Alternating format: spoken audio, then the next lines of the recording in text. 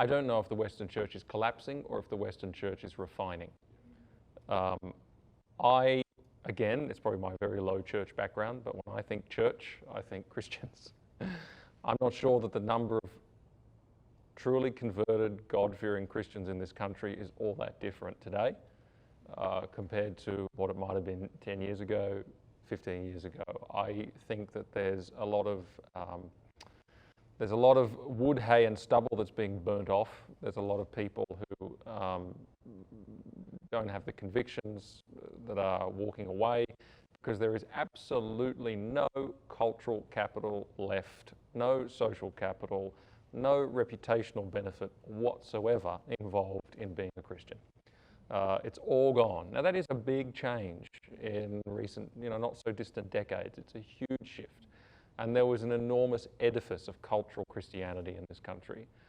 And of course, what they've seen in the last 20 years is it's just been gutted. Now, I'm not sure I don't think that's the fall of the church. I think that's a refining of the church. Yes, I think on paper, in terms of census data, Christians will be less, but I actually think the strength of the church will probably grow in the coming decades, though the numbers may shrink.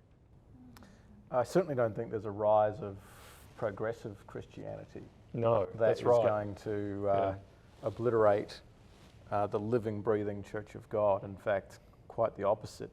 In one of the cases that we were running, we had to lead evidence about the theological views, the doctrines, tenets and beliefs through the various denominations and churches in Australia.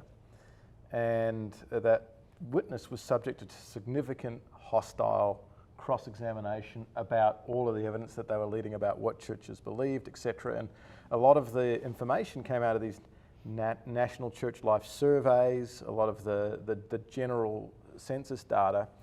And I remember the hostile lawyer on the other side was saying, "Are you mean to tell me that churches that are affirming of LGBTQ lifestyles are decreasing in size, are diminishing?" And they went and said, "Of course, the data shows it. As soon as you look exactly like the world, there's no reason not to just be in the world."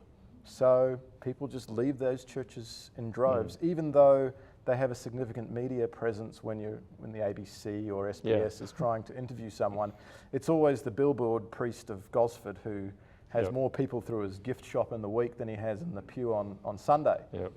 And the other thing is to distinguish between progressive Christianity and people who are solid Christians who are serving in more left-leaning areas, you would think, like refugees, a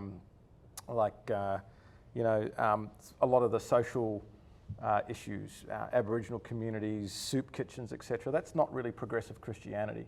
Progressive Christianity doesn't do much of that at all.